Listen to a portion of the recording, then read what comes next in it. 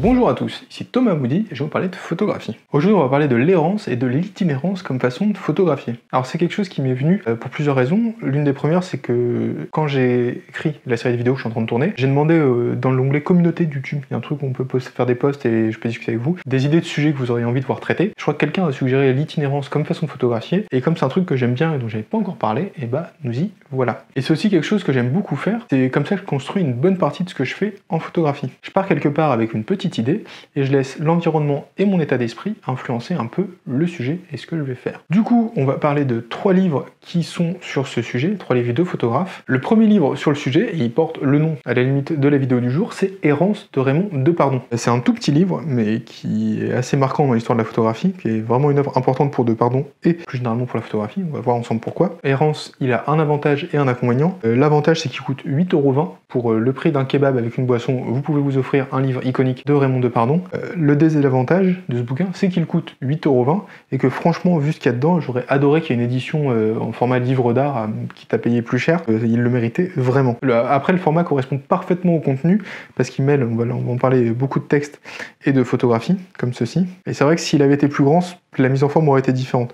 Bon, j'adore ce bouquin, je vais arrêter de me plaindre, mais si un jour il se rend plus grand, j'en veux un. Donc Raymond Depardon, c'est un cinéaste, un photographe français. C'est lui qui est l'auteur de la photographie de François Hollande, sa photographie officielle, si jamais vous ne le saviez pas. Donc il y a une photo de Raymond Depardon qui a été pendant 5 ans dans toutes les mairies de France. À côté de son travail de reporter et de documentariste, cinéaste, documentaire, bref, il a réalisé beaucoup de projets personnels et Errance en est un. Comme je disais tout à l'heure, j'aime bien errer dans ma photographie, c'est quelque chose que j'intègre volontairement dans ma façon de produire des images, et ce livre est un peu fondateur de ça. C'est là que j'ai vraiment découvert cette façon de faire, et je me suis dit, oh, ok, c'est cool, il y en a d'autres qui font ça, on peut faire ça, je le fais.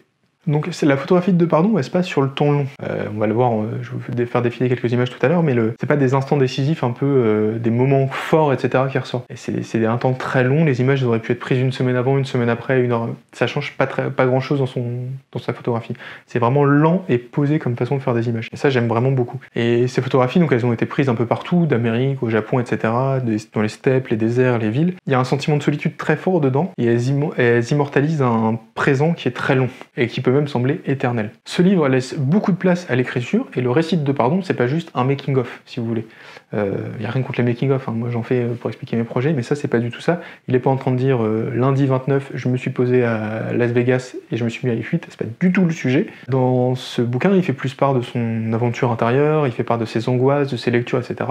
Et on le découvre autant comme un écrivain que comme un photographe. Alors on va prendre une citation du bouquin par exemple. J'ai le sentiment que quelque chose ne sera plus comme avant. C'est peut-être là la vraie définition de l'errance, de sa quête avec sa solitude et sa peur. C'est le désir que je cherchais, la pureté, la remise en cause, pour aller plus loin, au centre des choses, pour faire le vide autour de moi. Je me dois de me laver la tête, pour rencontrer le centre d'une nouvelle image, ni trop humaine, ni trop contemplative, où le moi est aspiré par les lieux, quand le lieu n'est pas le spectacle, ni surtout l'obstacle. Il me faut vivre cette quête qui est la mienne.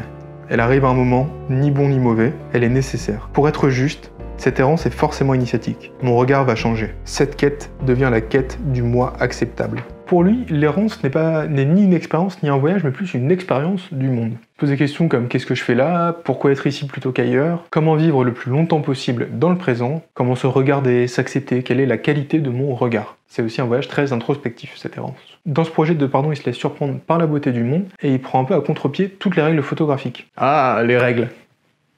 On y va, on y va. Alors du coup, pour tous les fanats de règles en photographie, après ce que je vais dire, vous aurez deux choix, soit m'expliquer que Depardon est un blaireau et qu'Errance n'a aucun intérêt, soit peut-être reconsidérer votre position sur les sacro-saintes règles. Allons-y. Alors, Depardon, il casse complètement les règles de la photographie de paysage dans ce bouquin par 3 facteurs. Le premier, c'est qu'il cadre systématiquement, quasiment verticalement. Là, ça va un peu à l'encontre de la tradition qui est que le format paysage, comme l'indique son nom, il est pour le paysage. Donc Depardon, il casse complètement ça, lui il cadre que verticalement. Deuxième point, alors la règle des tiers, je pense que soit il n'a pas suivi les cours sur YouTube, soit il s'en tamponne complètement, parce que dans ces images, l'horizon est quasiment toujours au centre de la photographie, il la coupe en deux, donc c'est pas au premier tiers, on laisse le tiers de ciel.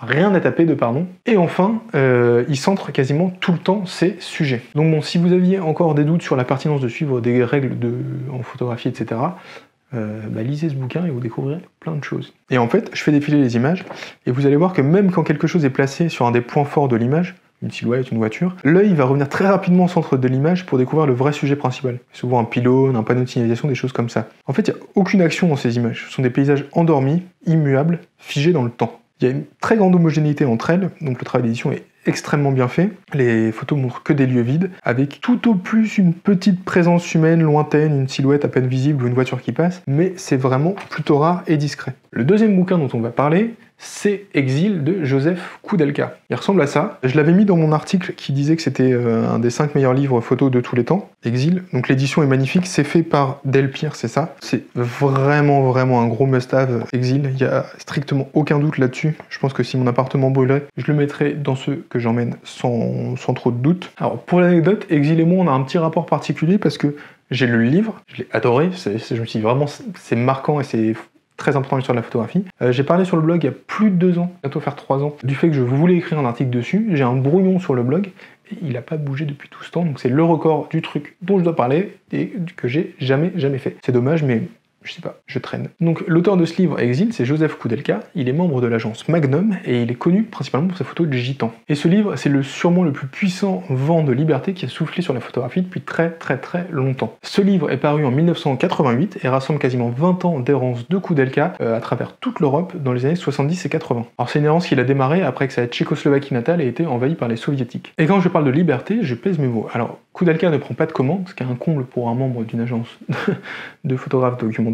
Il vit pour sa photographie, point barre. Il erre à pied à travers l'Europe avec son appareil photo, un sac de couchage, et puis c'est tout. Il dort parfois sur le bord des routes, dans les champs, chez des amis ou des membres de l'agence Magnum qui veulent bien l'héberger. Je vais vous parler un petit peu des images et les faire défiler en même temps. Cette errance totale contribue à créer par la franchise des photographies de Koudelka l'ambiance exceptionnelle de l'ouvrage. Je veux dire, on apprécie tous de se retrouver un peu seul parfois, en randonnée, pendant des vacances éloignées, etc. Mais la véritable solitude, l'errance sans but, sur une durée aussi longue, est très difficile de s'imaginer ce que c'est. Parce que ça peut être humainement comme expérience, ce que l'on peut ressentir en menant une telle vie. Eh bien, Exil vous offre un aperçu des plus réalistes directement depuis le confort de votre canapé.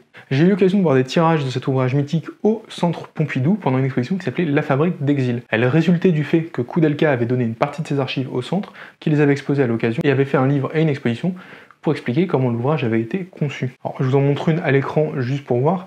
C'est dommage parce que forcément ça rend pas pareil que de voir le tirage en vrai. C'est des tirages qui sont assez grands, je trouve ça plutôt cool. Des tirages argentiques magnifiques, hein, le travail de tirage est vraiment très bon. Bref. Si je prends la peine de vous dire ça, c'est juste pour vous rappeler que la photographie, ça se passe pas que sur des écrans et que sur YouTube, j'en fais partie, hein, mais que sur YouTube, Instagram, tout ça. La photographie, il faut aussi la voir en vrai. L'expérience de la photographie, ça se fait aussi dans le monde réel. Ça se fait en manipulant des livres qui ont été fabriqués pour, en allant voir des tirages, etc. Vous avez qu'un petit bout de cette expérience si vous n'allez pas plus loin que ça. Alors je sais que c'est pas facile pour tout le monde, hein, quand on habite à la campagne, un aller-retour à Paris tout de suite pour une expo, ça coûte très cher. Mais si de temps en temps vous pouvez acheter un bouquin, tout ça, le louer à la bibliothèque et compagnie, faites-le, c'est vraiment une autre façon d'apprécier les images. Et enfin, pour terminer cette sélection de livres sur l'errance, on va parler de ce livre qui s'appelle The Habit of Being, de Kate Berry, qui est la fille de Jane Birkin, et de John Berry, un compositeur. Donc l'habitude d'être, qui est paru aux éditions Xavier Barral, avec le Bal, qui est une salle d'exposition parisienne, une galerie d'exposition parisienne. Je ne sais pas si c'est le fait de grandir dans une famille d'actrices qui a rendu l'idée de la solitude si éprouvante. Je viens d'une famille d'actrices, de mon arrière-grand-mère à ma grand-mère, de ma mère à mes sœurs. Mon père, la musique qui les accompagne, qui accompagne toutes ces histoires racontées, tous ces rôles joués. C'est une histoire de famille où le regard de l'autre s'est toujours posé, c'est toujours joué, c'est toujours mesuré. Kate Berry, qui est née à Londres et décédée à Paris, est une photographe portraitiste britannique. Comme je le disais, c'est la fille de Jane Birkin et du compositeur John Berry. Je l'ai découvert complètement par hasard lors d'une braderie au Jeu de Paume, qui est un musée parisien, où il vendait plein de livres, etc. Et je suis tombé dessus. J'ai été séduit par son approche du banal et de l'urbain, forcément, et j'ai décidé d'acheter son livre. Ma démarche photographique a bifurqué avec les paysages, ou les portraits de paysages, car elle est née du besoin de me soustraire à la relation duel qu'implique le portrait. Je l'ai menée sur une période d'environ 4 ans, dans des lieux qui se trouvaient généralement vides et en retrait. Sans plan préalable, retenu par rien, pendant plusieurs années, j'ai donc fait des allers-retours.